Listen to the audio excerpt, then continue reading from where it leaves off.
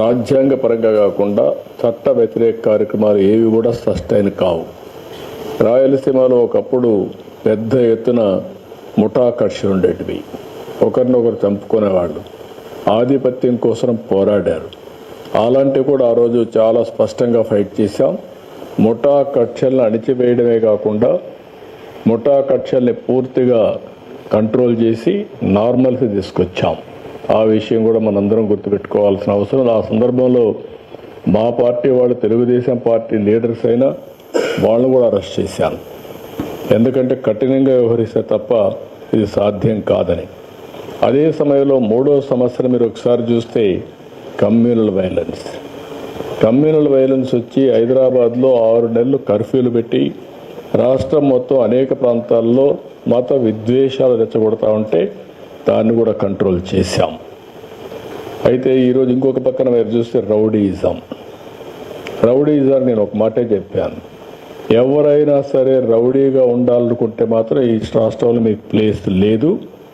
అవసరమైతే రాష్ట్ర బహిష్కరణ చేశాం. కొంతమందిని గట్టిగా కఠినంగా యాక్ట్ చేశాం. దాంతో రౌడీలు అనేవాళ్ళు కూడా ఎక్కడా లేకుండా పోయే పరిస్థితులు. ఒకప్పుడైతే గల్లీకి ఒక రౌడీ, వీధికి ఒక రౌడీ కూడా తయారై పెద్ద ఎత్తున సెటిల్మెంట్ వీళ్ళే, భూ కబ్జాలు వీళ్ళే, ఊర్లో పెత్తనం వీళ్ళే, వీళ్ళ ఇష్ట ప్రకారం చేస్తే అవన్నీ కంట్రోల్ చేశాం. కానీ 1924 లా అండ్ ఆర్డర్ విచ్చలవిడిగా భ్రష్టు పట్టించారు. ఇంకొక పక్కన అనేక సమస్యలు వచ్చాయి. తిరుమల తిరుపతి దేవస్థానం అపవిత్రం చేసే పరిస్థితికి వచ్చారు. భక్తుల మనోభావాలు దెబ్బతినే పరిస్థితికి వచ్చాయి. ఇంకొక పక్క ఒకప్పుడు తిరుపతిలో నేను చూశాను. నేను ఒకప్పుడే తిరుపతిలో కూడా లా అండ్ ఆర్డర్ లేకపోతే పోరాడాం. చిత్తూరు జిల్లాలో లా అండ్ ఆర్డర్ లేకపోతే గట్టిగా ఫైట్ చేసి మళ్ళా లా అండ్ ఆర్డర్ రెస్టోర్ చేసే పరిస్థితికి వచ్చాం. ఎప్పుడు కూడా నేను అధికారంలో ఉన్నా, అపోజిషన్లో ఉన్నా లా అండ్ ఆర్డర్ చేతికి తీసుకోవడం కానీ యాంటీ సోషల్ ఎలిమెంట్స్ని ప్రోత్సహించడం ఎప్పుడూ జరగలేదు. నేను ఎప్పుడో ఒక మాట చెప్పేవాడిని, ఎవడైనా సరే హత్యలు చేసేవాళ్ళు తప్పకుండా వీళ్ళు కూడా పోస్ట్ మార్టం తప్ప వేరే ఉండదు. ఆ విషయం వీళ్ళు గుర్తుపెట్టుకోవాలని. ఎందుకంటే నేను లా అండ్ ఆర్డర్ మీద ఒక ప్రశాంతంగా ఉండాలి, శాంతి భద్రతలు పరిరక్షించాలి.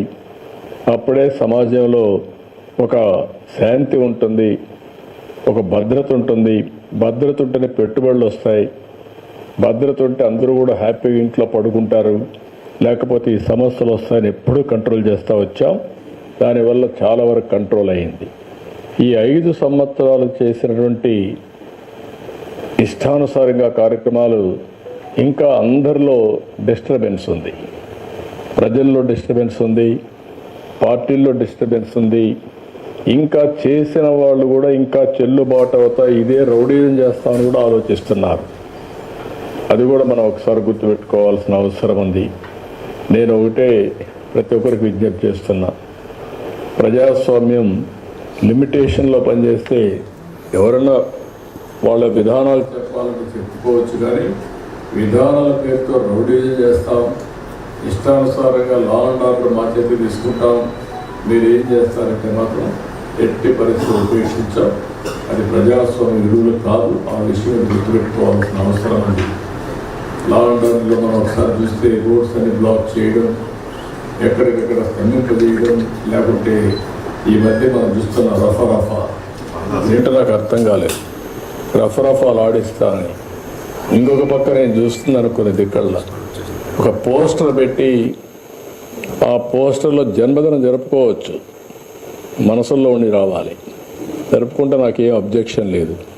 అదే సమయంలో ఆ ఫ్లెక్సీ దగ్గర నిషేధమైనటువంటి జంతు బలి చేసి ఆ జంతువును పైకి తీసి బ్లడ్ చల్లడం అంటే సమాజాన్ని భయభ్రాంతులు చేయాలనుకుంటున్నారు. ఆ రోజు కూడా మీరు పోలీసు వ్యవస్థ గుర్తుపెట్టుకోవాల్సింది, ఏదైతే వివేకానంద రెడ్డి గారిని చంపినప్పుడు బయట ప్రపంచాన్ని నమ్మించారు హార్ట్ అటాక్ అని. అందరం నమ్మాం. నమ్మితే 2 రోజులకు నెక్స్ట్ ఈవినింగ్ నెక్స్ట్ మార్నింగ్కి రివర్స్ చేశారు. అంటే ఒక నేరస్తులు నేరాలు చేసి ఆ నేరాలు వేరే వాళ్ళపై నేయడమే కాకుండా ఓసారి దానికి ఎల్బీ కూడా క్రియేట్ చేసుకుంటారు. వీళ్ళు నేరాలు చేస్తారు, అప్పుడు ఎక్కడో ఒక విఐపి దగ్గర ఉంటాడు. అంటే నేరం జరిగినప్పుడు వీటి మీద కేసు పెట్టనీయకుండా చేసే తప్పుడు పనులు ఇవన్నీ. అవన్నీ వాళ్ళు ఎన్ని చేసినా మీరు ఒక్కటే గుర్తుపెట్టుకోవాలి, దొంగతనం చేసేవాడు కానీ, నేరాలు చేసేవాడు కానీ, ఘోరాలు చేసేవాడు కానీ ఎవిడెన్స్ లేకుండా తప్పించుకోలేడు. వాడు మనకంటే ఇంటెలిజెంట్ అయితే వాడు చేసి తప్పించుకుంటాడు. వాడికంటే మనం ఇంటెలిజెంట్ అయితే అక్కడనే పట్టుకొని ఇనిషియల్ స్టేజ్లోనే అరికట్టే పరిస్థితి వస్తుంది. ఇది నేను ఇప్పుడు చెప్పడం కాదు, పోలీసులకి డీజీపీ గారు కూడా చాలాసార్లు మాట్లాడుతున్నాం. ఆ విషయం మనం ఇటీవల కాలంలో 3-4 ఇన్సిడెంట్లు జరిగాయి. బంగారుపల్లిలో ఒక ఇన్సిడెంట్ జరిగింది. గుంటూరులో వాళ్ళ వెహికల్ కింద ఒక అతన్ని వేసి తొక్కించేసి వారుగా వారేసిపోతే, తర్వాత అంబులెన్స్లో వీళ్ళు తీసుకుపోయి ప్రాణం కాపాడలేకపోతే మళ్ళీ వాళ్ళ బంధువులు పిలిపించి పోలీసులే అంబులెన్స్లో పెట్టి అంబులెన్స్ చంపేశారని చెప్పి నేరం మన మీద వేసే పరిస్థితికి వచ్చారు. ఇలాంటి ఆటలు సాగనీయం, ఫర్మ్గా ఉంటాం. నేను ఒకటే చెప్తున్నా, ఎవరైనా సరే వాళ్ళ పని వాళ్ళు చేయనండి, నాకే అబ్జెక్షన్ లేదు. వాళ్ళ పని కాకుండా ఇష్టానుసారంగా చేసి ఈ ప్రభుత్వం అసమర్థత చేతగాదు అని బ్లేమ్ చేస్తే మాత్రం ఎవరిని వదిలిపెట్టే పరిస్థితి లేదు. పోలీసులు డ్యూటీ పోలీసులు చేస్తారు. ఎవరైనా సరే ఒక పద్ధతి ప్రకారం ఉండాల్సిన అవసరం ఉందని చెప్పి కూడా మరొక్కసారి పోలీసులందరికీ విజ్ఞప్తి, రాష్ట్రం మొత్తం పోలీసు వ్యవస్థకే విజ్ఞప్తి చేస్తున్నాను.